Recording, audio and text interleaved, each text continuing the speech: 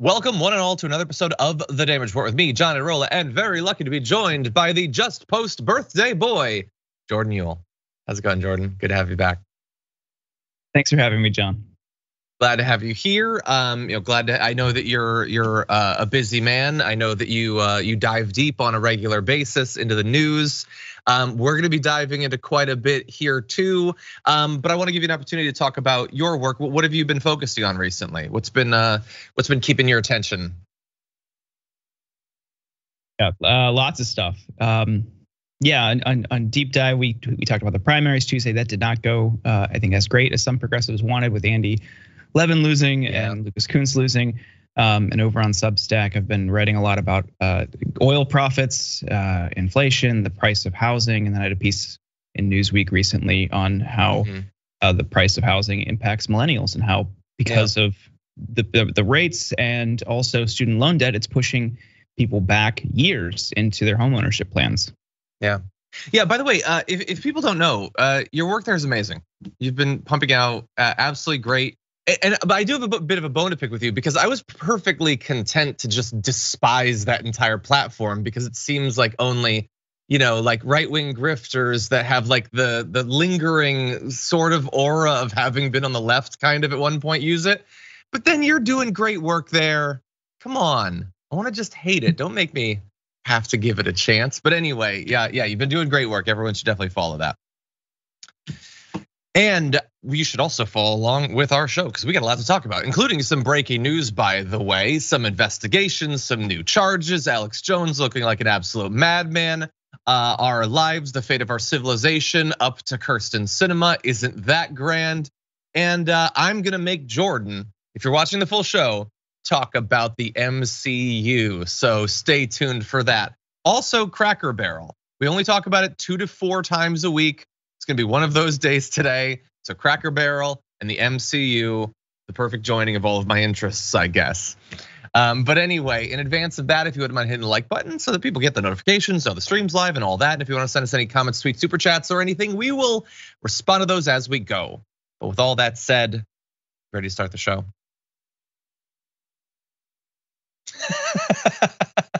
I think he's mad at me for the MCU talk. I'm dreading it. What's that? Okay. I'm dreading the MCU talk. It's not like diving into it. It's in your interest. It's in your wheelhouse. Don't worry, okay? Yeah. For now, though, we are gonna jump into something completely different. Let's go immediately into this. We allege that the defendants knew their actions in falsifying the affidavit could create a dangerous situation, and we allege these unlawful acts resulted in Ms. Taylor's death. The charges announced today also allege that the officers responsible for falsifying the affidavit that led to the search took steps to cover up their unlawful conduct after Ms. Taylor was killed. We allege that defendants Janes and Goodlett conspired to knowingly falsify an investigative document that was created after Ms. Taylor's death. We also allege that they conspired to mislead federal, state, and local authorities who were investigating the incident. For example, we allege that in May 2020, those 2 defendants met in a garage where they agreed to tell investigators a false story. This indictment separately alleges that defendant Meany lied to the FBI during its investigation of this matter. So I didn't think that there was anything more to learn, following the tragic killing several years ago of Breonna Taylor, but no, apparently there was. Garland now revealing what must have been a long ongoing investigation into the preemptive and after the fact cover up and falsification of the grounds of the raid that resulted in her death. The investigation into it, apparently, and this is gonna shock people who believe that cops are trustworthy still in 2022. No, they lied. They lied to get the warrant to do the no-knock raid that resulted in her death. Apparently, according to Merrick Garland, the cops who actually conducted it did not know about this. That's what they're saying. Although one is now being separately charged with excessive force. We'll give you some details on that. So not only did they lie in advance of it, but then it was a conspiracy. They met up in secret to talk about the story they were going to tell, to lie about what happened to Breonna Taylor. And then while the investigations, the multiple investigations were ongoing, they jointly and separately deceived those investigators so that justice would never be achieved. Jordan, it's this story was already absolutely devastating, terrible from the very beginning, and it's only getting worse even years out. Right. I think I see a lot of people, a lot of viewers chatting that they're not surprised, but relieved that this is happening. And I share those thoughts. This is just totally unsurprising. That's what police do. It's what it happens all over the country. This is not an anomaly. Advocates, people who were formerly in the DOJ in the Obama years, especially during Ferguson and the Freddie Gray uprising in Baltimore, have been sounding the alarm for years that one of the problems in achieving accountability in these cases is police unions and how they have structured into their agreements the ability to create these long periods before they even have to file these reports. And that's used internally as an opportunity for all of them to get their story straight, whether it's in their garage or even in the precinct. That's what they do. And that's why it's so hard to get justice for people who are killed by police or even just harmed by police, because they have this rigged system where they can all meet covertly and say, okay, well, we're just all gonna say this. How do you penetrate that? So this isn't surprising. Cops lie, it's what they do. They aren't here to protect you. They're here to protect capitalist interests. I'm glad this is happening, but this should have been happening years ago and at the local level. Yeah, 100%. You're totally right. What you just said will anger so many people. Well, it would anger them if they weren't, and I'm willing to bet this in advance, going to completely ignore this development. Or come up with some way to imply that Merrick Garland is just doing this for political something. It's Merrick Garland goes woke all over the cops. I don't know what they're gonna say, but look at this. It's a case of a 100% innocent woman, a black woman being murdered. The cops actively engaging in a conspiracy to cover it up. This is, in theory at least, a teachable moment for the country to come to grips with, as you pointed out, that this is what cops do all too regularly. And yet, I don't know, what do you have to predict that Tucker Carlson is gonna have to say about this? I mean, he's just earlier this week was lying about how George Floyd died, to cover up for the cop murdering him, to launder the reputation of the cops. I don't know how he's gonna do it here, but that's his thing. He's gonna have to try, Jordan. If he talks about it, I would imagine he will try to frame it as these cops made an honest mistake, and now the woke DOJ wants to ruin their lives. Do you think you should have your life ruined if you make an honest mistake? He'll try to play up to people's sympathy or like their. Yeah.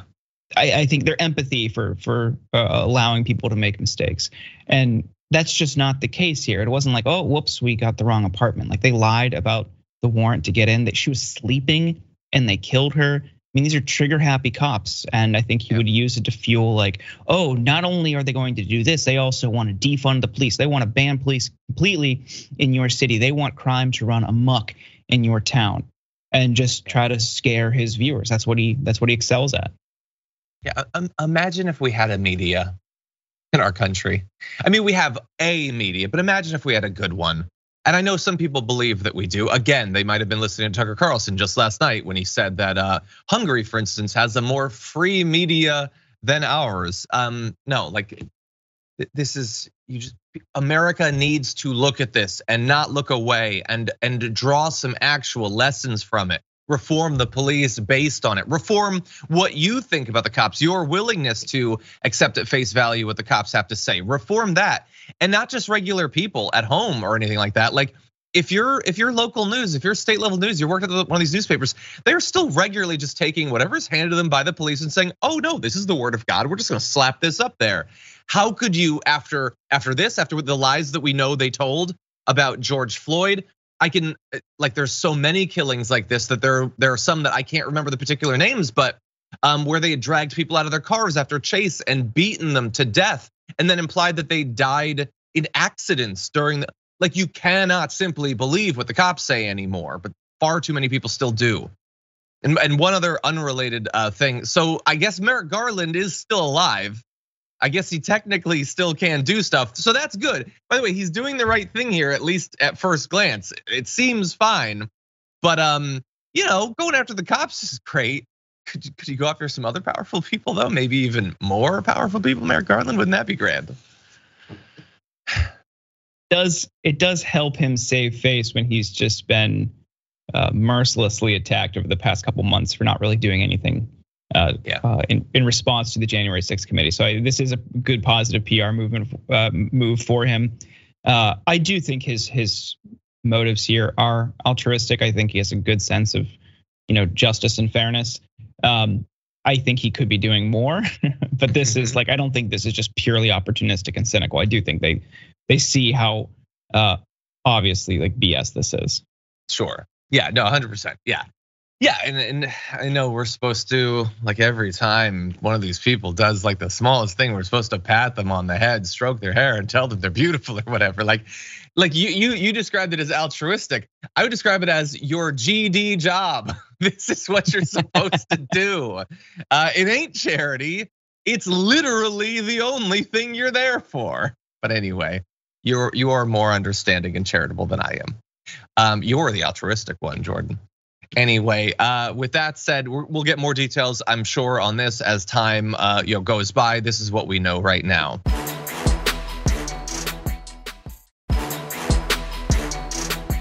And with that, why don't we launch into what was going to be our regularly scheduled first story, starting with this. Any update on the Inflation Reduction Act? I know you've been taking your time. So as you know, we don't have comment. We're going to wait to see what comes out of the parliamentary process, and she's reviewing the text. Thank you so much. Thank you. That reporter had the utter gall to ask a senator to weigh in on the most important piece of legislation being considered, and got that little look from Kirsten Sinema. And that's honestly the most polite I've seen her be to a reporter in literally years. So thank you, Senator, for being so open-minded. But anyway, we are waiting to find out what's gonna happen with her. And some dribs and drabs of insider information is starting to come out. So we're gonna sift through that and see what we can learn. But in anticipation of that, the national debate about her role is already making me so angry on a daily basis. Here is a front page of an article from the Washington Post that at first glance might not seem that bad. Democrats weigh reducing new taxes to get Sinema's vote for climate bill. That's already terrible that you would have to do that. But under it says, the senator from Arizona, a centrist fiscal hawk, previously raised concerns about plans to raise federal tax laws. That's what she is. She's just a centrist fiscal hawk. She is always concerned about excess spending, which is why she holds up military budgets in the same way that she holds up climate bills and all that. She definitely wants to reduce all of our spending, not just the spending that's inconvenient to corporations. And a centrist. First of all, she has basically the exact same position on corporate taxes as every Republican, and yes, a lot of Democrats in this country. That's not centrist, that's not in the center. She's not agreeing with the vast majority of people. She is a radical pro-corporate senator. But the Washington Post is there with their invented words, centrist and moderate, ready to just dole it out to whoever upholds the current economic status quo. And raised concerns about plans. Okay, but you're a journalist, okay? Whoever, let's see, Tony Rum and Jeff Stein, who does some good work, by the way, raised concerns. Could you maybe get into why she's raising concerns, what her actual concerns might be? Because I got news for you. The words she's saying aren't the only relevant facts. The way she's voted, what she's obstructed, the money she's taken, the promises she's gone back on, the former positions of hers that now seem laughable by comparison. The fact that she was a Green Party member who now just might tank the only climate legislation likely to happen this decade. All of that seems worth talking about. Now we're gonna dive into some of her concerns and what might happen to this bill. But Jordan, what are you thinking about the process so far? On that point, calling her a centrist fiscal hawk, and this happens so often in media when talking about people who block bills or legislation that could help people. It's always framed as this fiscal responsibility thing. And here you have a bill and a proposal that would implement a 15% corporate minimum tax. And there are so many, I think there were dozens and dozens, maybe a couple hundred of companies that had effectively a 0% tax rate in 2020. And when you have those same companies, many of them S&P 500 companies, with CEO to median worker pay ratios of thousands to one or several hundred to one, the average on the S&P 500 is 324 to one. We just found out because the AFL-CIO did a report on this. But the median worker pay at some of these big, these giant corporations is well below the poverty line. And those same people are relying on government programs to make ends meet. Why is that not factored in? When those companies aren't paying their fair share, when those companies aren't paying workers a fair living wage, when they then have to turn around and rely on government programs to make ends meet, why is that not factored into the conversation? Because I would say these people who are blocking these proposals and then pushing those workers onto government programs to survive aren't being fiscally responsible. Because the easy solution there is just make those giant companies who are posting record profits pay their fair share, not have the government subsidize their workers' living conditions. Yeah, it's insane that maybe we'll get the 15% minimum tax rate. Like I know, I'm sure that if you were to look, the New York Times has probably done some good work, laying out, as I know you talk about constantly, the absolutely absurd 0 or negative tax rate of some of these corporations and billionaires. But like the fact that she gets to dictate the conversation around this, no, those facts should be dictating. You should not be able to read an update about this process, about the IRA, without seeing the absolute economic murder that these corporations and wealthy individuals are getting away with. And that is how you should be armed as you go into sentences like, Sinema has concerns with the structure of the 15% corporate minimum book tax and whether the burden could get passed down to employees. Yes, it's such a burden for corporations making billions in profits to be taxed at 15% for the first time ever. Look, trying to whatever extent structure it so that you can stop that from happening would be great.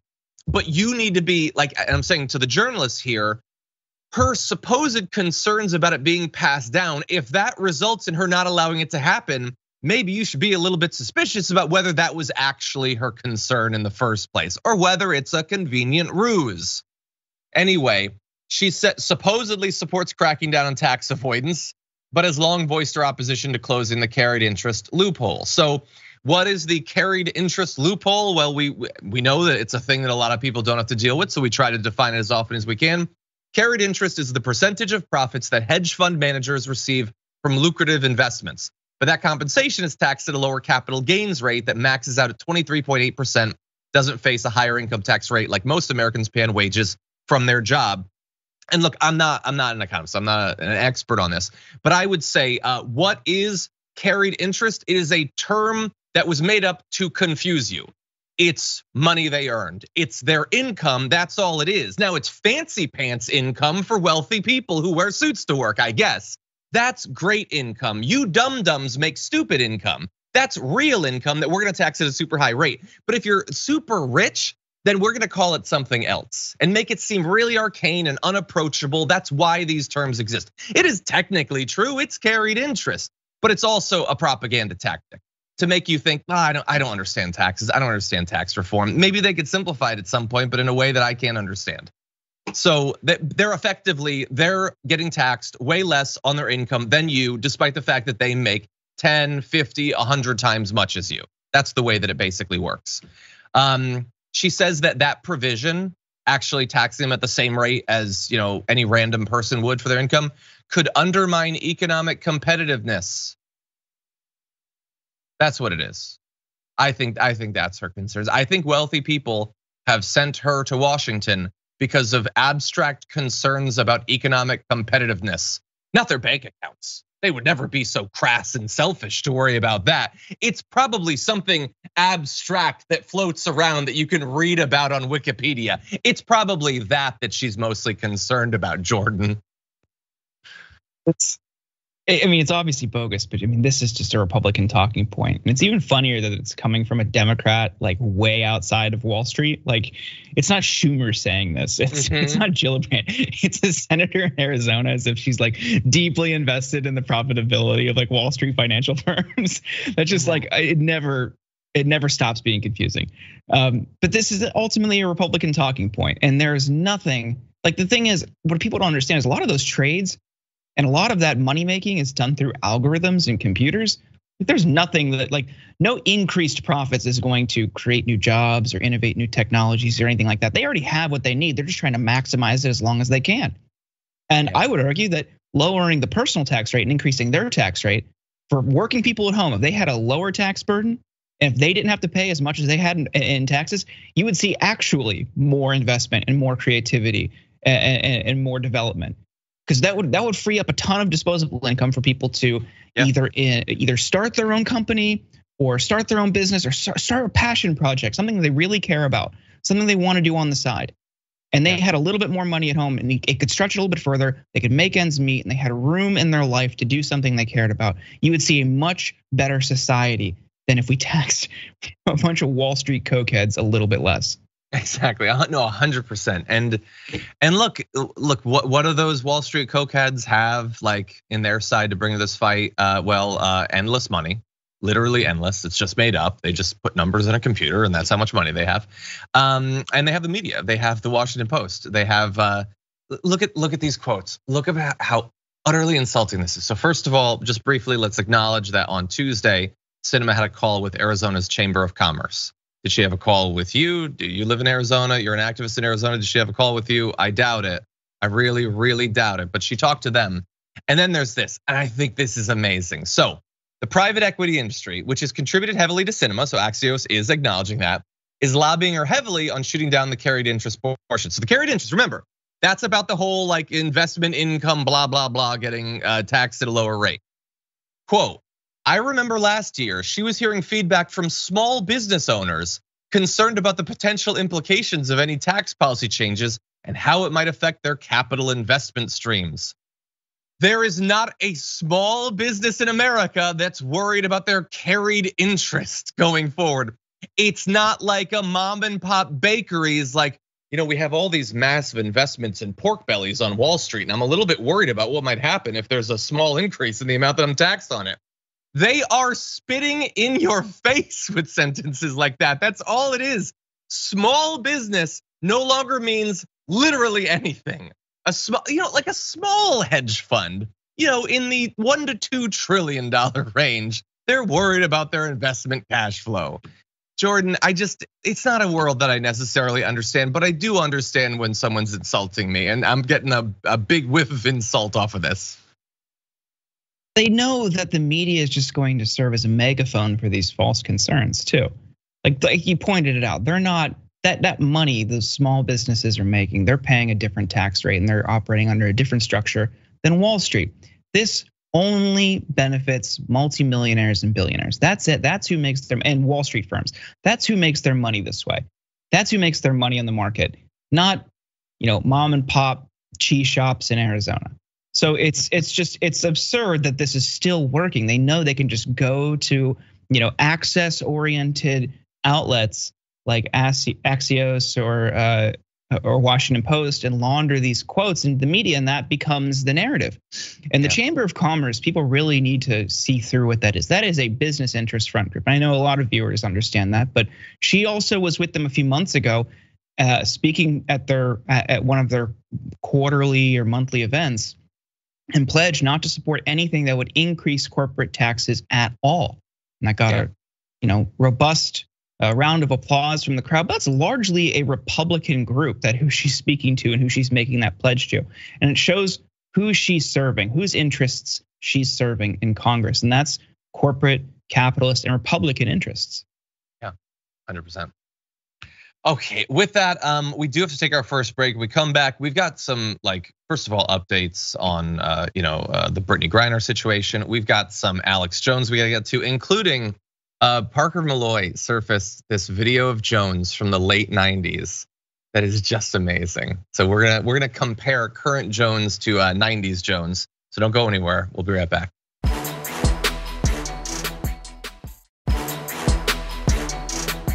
Okay, we're about to jump into some very serious stuff. Hold on. Jeff Tespile says Peter Navarro is far less qualified than you, John. Okay, I'll add him to the list. Also, Peter Navarro. Also, most of Obama's economic advisors. Anyway, with that said, we need to get into some serious stuff. WNBA star Brittney Griner has been found guilty of the charges that she was facing while she's been in Russia. She now faces 9 years in prison. We've got some pictures there. We can bring up another one.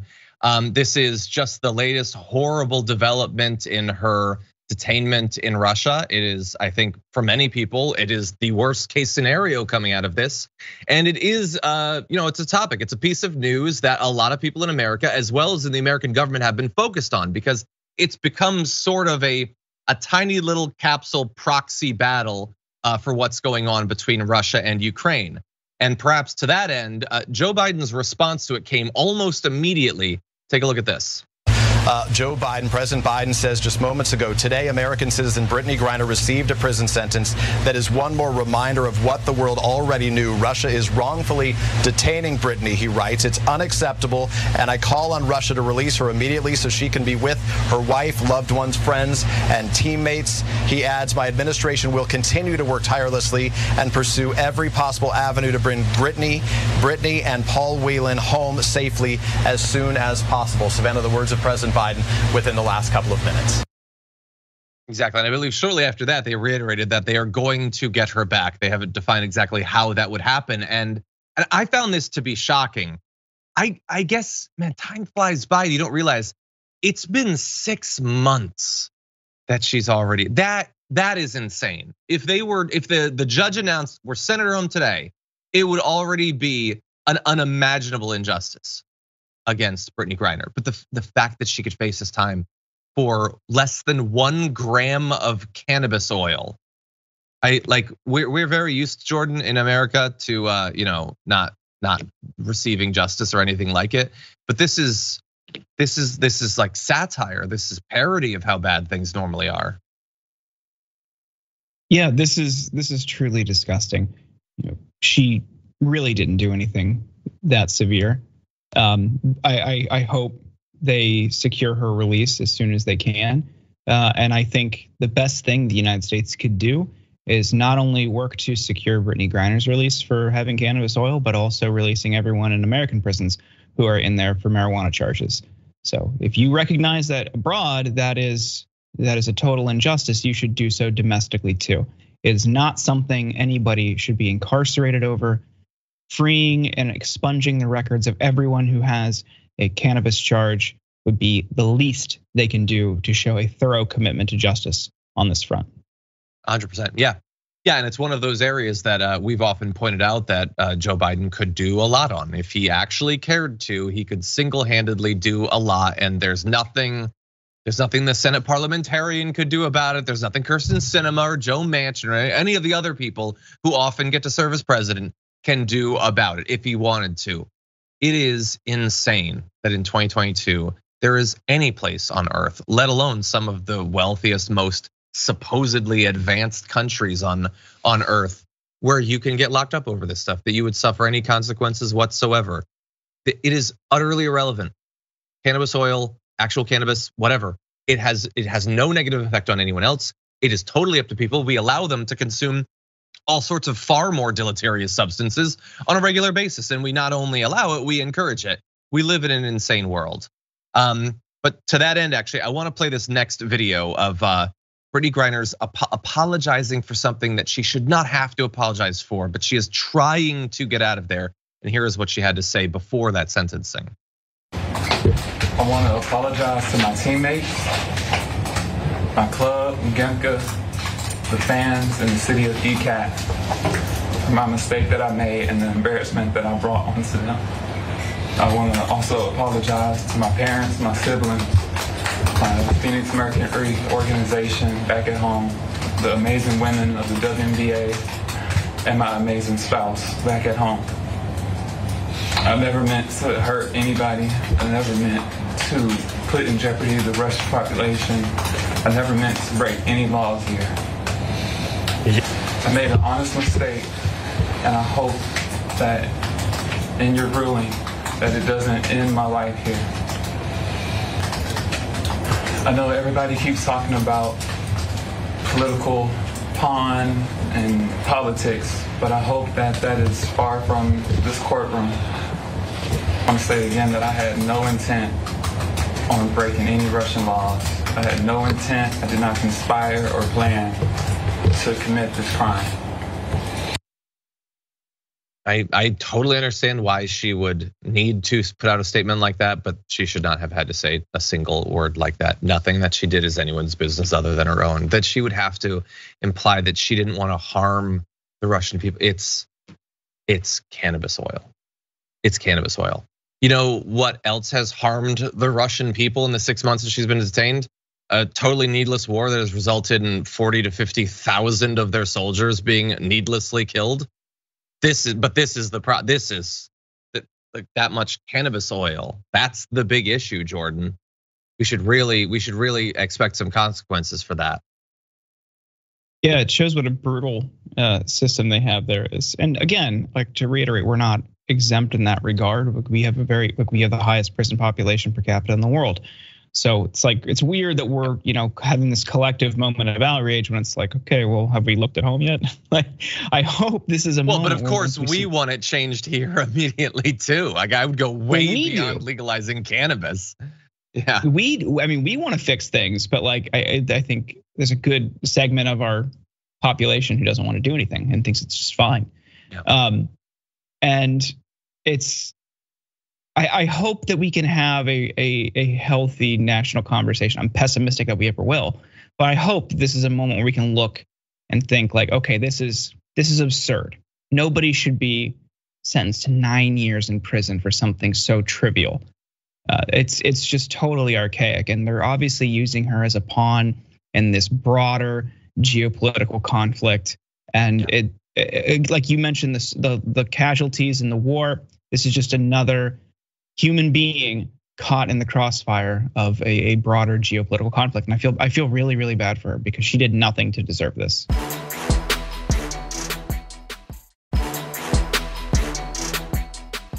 Okay, with that said, we're gonna move on to our B block. And I regret to inform the audience that we do need to talk about Alex Jones. It's not the world or the news cycle that I would choose if it was up to me. We would just be previewing the next few phases of the Marvel Cinematic Universe, but unfortunately it's not up to me, and these are the rich, powerful people breaking the law.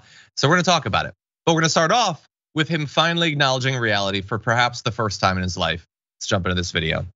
Do you understand now that it was absolutely irresponsible of you to do that? It was, especially since I've met the parents, and it's 100% real, as I said on the radio yesterday, and as I said here yesterday, it's 100% real, and the media still ran with lies that I was saying it wasn't real on air yesterday. It's incredible. They won't let me take it back. They just want to keep me in the position of being the Sandy Hook man. Okay, that's the position that you put yourself in. You made the conscious choice during your production meetings that you are going to constantly reiterate that this terrible massacre was falsified by the government for your own personal enrichment, both in terms of your fame and audience, but also, let's keep it real, specifically for money. You did that show after show after show after show for literally years. And so it is cute of you to want to take that back. You're not gonna be giving back the money that you made, the views that you got. You can't take back the damage that was done to those families. You just acknowledged that you talked to them. So you've heard about their pain, but the fact that they've been driven from houses, they've been driven from states, trying to avoid your fans hounding them for literally years over the deaths of their kids. Can that be taken back? Can you make them right? Can you fix the years of their life that you've stolen? You can't and you won't. You don't want to. And notice there that finally admitting that it was true, that's like a moment where, oh good, he can learn. Oh wait, 7 or 8 seconds later, he's making about him once again and about his pain, that he is the victim in all of this. And look, there's a lot more else that was going on in that case. We're gonna get into some more of the ridiculous stuff that happened yesterday. But Jordan, like he's finally admitting it. Do you believe that he means it, that he actually acknowledges that it's real? He's saying it in court, but does he mean it? I think he's saying what he needs to say to try to win this case, and that's it. Yesterday, I don't know if you saw when the jury was able to submit questions and the judge read them questions. And I was a little concerned about how that's going to dictate the fate of this case, because some of them were like, how can we know you're really remorseful? Would you be willing to join the groups started by parents to advocate for safer schools? Like things like that. It's just like, that is such a softball, because of course he's gonna say yes, and he did. But the thing here is he always knew Sandy Hook was real. Absolutely, day one he knew it was real. He intentionally lied about it to his audience for views, for engagement bait, like for outrage cycles, because that's his whole scheme. It's pushing these things to get people fired up because no one else is going to say it, so that carves out a unique niche for him. And he frames it as, oh, I'm just questioning the official narrative. Day one when it happened, he knew it was real, just as he knows it's real today. And he intentionally lied and created an absolute horror for already grieving parents. I can't even imagine what that must be like to lose a 6-year-old in a shooting. Yeah. And he lied, and what the plaintiff's lawyers pointed out for massive profit on things like huge markups on survival prep food and brain pills and miracle cure type stuff, which is so absurd because you could draw a through line from the origins of conspiracy culture, like the flat earth movement. The guy who started that, he was a miracle cure guy who was basically just selling soda water. Kelly Weil in her book Off the Edge detailed his history. It's fantastic. I would encourage people to read it. But you could just draw a through line from early conspiracy culture and miracle cures to Alex Jones and now in his miracle cures and how that's popular in conspiracy circles. It's really, really sad how we just repeat the same mistakes. Yeah, and look, it makes sense. It's like the scam emails that they're riddled with errors so that they can self-select for people who have no critical thinking skills. The only people that will contact them are the ones who you can convince of anything. So the only people that are gonna make it through the water is making the frogs gay stuff, well, they have such a tenuous grasp on causality that yeah, you can probably convince them that they won't be able to have sex unless they take your ground up gorilla bone paste or whatever. And they make tons of money. We're actually gonna get into how much money, but really fast. We're not gonna play all this stuff about his phone. It is hilarious. I'm sure many people watching this at this point have seen that his lawyers accidentally turned over all of his text messages. I'm worried that it's a ploy for him to say that his lawyers were incompetent to try to appeal it. A little bit worried about that, but he lied constantly and he was shown to lie constantly. So lawyer, it's Mark Bankston, right? I believe. Yeah. Yes. Bankston. Anyway, he displayed one of the text messages that supposedly Jones had not sent. An editor who worked for Jones sent him a screenshot of an InfoWars article claiming a hospital was using dummies in a coronavirus ward. The editor, Paul Watson, wrote that it makes us look ridiculous and added Sandy Hook all over again. Jones texted back, I get it. So yes, he was communicating about Sandy Hook. And yes, they do believe that literally everything that is bad, that would be inconvenient to their narrative, to their political ideology, it is all a false flag. Every single shooting, every massacre, but also public health stuff, economic stuff, weather stuff, it's all faked. He lied about using emails, saying that he had never sent an email. Then Bankston displayed emails that Jones had sent to lawyers, staff, and others about his business operations. So he was lying about that. They pointed out that Jones claimed that he had lost millions of dollars because he was deplatformed. He was still apparently making $200,000 a day. In some cases, $800,000 some days. And so the estimate of him making $300 million a year is probably an overestimate, but it ain't a 100 times overestimate. He was pulling in tens, at the very least, of millions of dollars off of spreading these sorts of conspiracy theories. So a little bit of feigned brief remorse that's almost immediately turned to his own advantage to make himself look like a victim. That cannot counteract the fact that this guy has made hundreds of millions of dollars off of actively deluding people, even if it results in harassment and violence against those who've survived terrible acts of violence already. Really fast. He says this one, he accepts that it's real. Okay, I have some follow-up questions. When he said that the Highland Park parade shooter had FBI handlers, so that was another false flag. Where does he stand on that one? When he actively spread misinformation about the Uvalde shooter being transgender, because he's part of the right, so they have to make everything about making the transgender community look like a threat.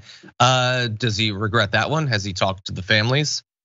When he finally denounced Q, that seemed like maybe a good moment, except that he immediately turned to say he's against it because the FBI and CIA have taken it over, and they've used Q to cover up the fact that the 2020 election was a hoax. That was a false flag. January 6th also was a hoax. Literally all of it is. Getting him on the stand to admit to one thing just seems so irrelevant in comparison to the absolute tsunami of lies and misinformation that come from him every single day, Jordan. Yeah, I mean, I think the QAnon thing for him was more just trying to beat back his competition. Because when it reached critical mass and became as popular as it did, he started to sour on it because it was like, hey, I'm losing my grip on these people. Like I need them back in my fold.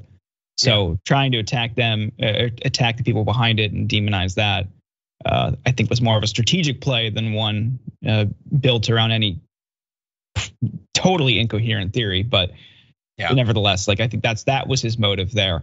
The damage he's done beyond this is just incalculable.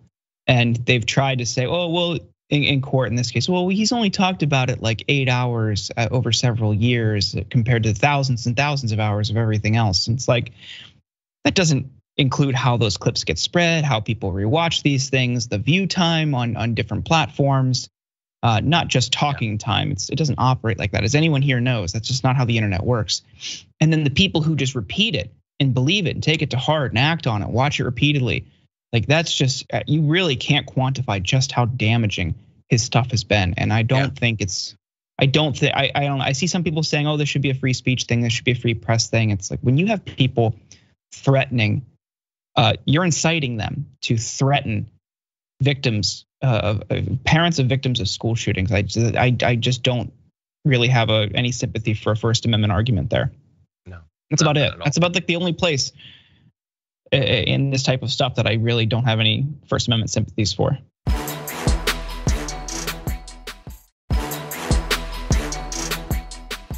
Okay, we have 7 minutes. I think for now we are gonna have to go ahead to our D block. As you all get that ready, I just wanna show this.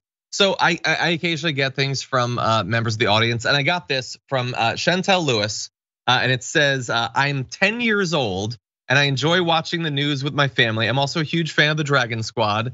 And then it says, open the folder, which I will. And thank you, that's so nice of you. And then there's art of the Dragon Squad. Oh, let's go. How cool is that? I absolutely love that. Thank you, Chantel. I don't know, I hopefully Chantel's watching right now. I don't know for sure, but thank you so much for watching and being interested in the news at your age. I was not watching the news at 10, I will tell you that. I wasn't watching it that much at 18, honestly. So you are, of course, the future, and the future is looking bright. So thank you for that. With that said, let's jump into one more big piece of very recent news, starting with this. Nevertheless, that is what the legislature has enacted, and it's not for him to put himself above that and say that he is not going to enforce the laws. We don't elect people in one part of the state to have veto power over what the entire state decides on these important issues. The Constitution of Florida has vested the veto power in the governor, not in individual state attorneys. And so when you flagrantly violate your oath of office, when you make yourself above the law, you have violated your duty, you have neglected your duty, and you are displaying a lack of competence to be able to perform those duties. And so today we are suspending State Attorney Andrew Warren effective immediately. Was an announcement that happened just earlier today. They're gonna talk about state law, state constitution, whatever. This is Ron Desantis once again, saying who gives a damn about the law or the Constitution or hypocrisy or whatever. There's this guy, Andrew Warren, the 13th Circuit State Attorney, who has said that in some cases he's not going to go along with the absolutely insane policies and directives of Ron DeSantis when it comes to denying, for instance, trans people the medical care that they seek. DeSantis's efforts to strip away abortion rights and those sorts of things. He's not going to go along with that. And that is literally the only reason that this is happening. The fact that there was cheers there at the end tells you all that you need to know. This is not like an unfortunate action that a state executive needs to take to make sure that the law is followed. This is a celebratory thing. He is delivering for his audience a war against the supposed woke people. He called him woke in this. And like, he is just doing it because he sees the path to the White House being paved on the bodies of trans people, of gay people, over CRT and all of that. Like, screw people who want to get abortions, who've had those rights their entire lives, Jordan. This is just I don't even know what term to, like, I've never seen anything like this before. This is like sort of like a sacrifice being given to that insane radical base of his. Yeah, absolutely. And this is the same guy who just a few weeks ago wouldn't condemn actual open Nazis marching in Florida with homemade signs with swastikas on them made out of the state of Florida. He wouldn't condemn them, but he's really outraged over people getting an abortion or people receiving gender affirming care. And it shows this is the Republican playbook that's spreading nationwide. It's not, hey, we're worried about the size of the government anymore. We're worried about national security, X, Y, and Z, the issues that you had seen popular in the Republican Party. And now it's, how can we demonize and ostracize our perceived other? How can we humiliate our opponents? How can we dehumanize people that we've deemed to be unworthy of participating in society or full humans? And that is disgusting, but it goes beyond this. This isn't where it ends. And that's what people really need to realize. It's not just going to be rhetoric. People are going to continue to accept that, to let that bubble up within them, and that always leads to violence against these marginalized groups. And we need to be diligent in fighting back against this and stopping people like Desantis and not treating it just like, oh, this is just a difference of opinion on trans rights. We can't both sides this kind of stuff as corporate media likes to do. This isn't an equal, worthy other idea to these people are human and deserve the same rights and protections as everyone else. It's not a counterpoint. It is disgusting, it's dehumanizing, and it's vile. And we need to completely eradicate it from our society. Yeah, and just briefly, let's also acknowledge that this supposed stance, like if it's not specifically about this attorney or this issue, it is not up to these state attorneys to decide whether they enforce the law or not. That is what they are cloaking themselves with. They're pretending that is unacceptable. Do you really think that that's a consistent standard that they would apply to all issues? I mean, how many times have they raved about sheriffs and stuff like that won't enforce vaccine mandates or social distancing, those sorts of things, gun control mandates? That they love people who won't give out marriage licenses despite same-sex marriage being legalized in individual states. This is not a standard. This is not a principle. They're doing it in this one particular case because they believe it's to their benefit for all the reasons that Jordan so perfectly put there. And if you ever wonder why some of us sometimes are so enraged, it is because this is what we're up against. These people are pure evil. They're willing to ruin people's lives, end people's lives, because it might help them a little bit politically in the future. Because he wants to run and he could really use a little bit of a boost in the primaries or whatever. So if some people are denied the health care that they need, if people's previous rights to abortions are stripped away, they do not care. It is an utterly inhuman, dehumanizing movement that we're up against. And that is why we're enraged, not just about those Republicans, and you should be, which is why some people who might identify as on the left, when they give a complete and utter like decade-long pass to the right, it enrages me because these people are actively targeting some of the most vulnerable communities in America. But that's not going far enough. When you have the Democrats being unwilling to use what power they have to counter these people, to not campaign in a way that gives us the least chance possible of these people staying in power or regaining power in the House or the Senate or the White House, then you should be just as enraged by them. Because it is one thing to have this evil group continually targeting the trans community, the gay community, white people, black people, whatever you want. But they also have so many people giving them an assist when it comes to the Democrats. And so we do need to focus on all of them. Unfortunately, that's all the time we have for the first hour. We have a lot more to get to. We'll be back in just a few.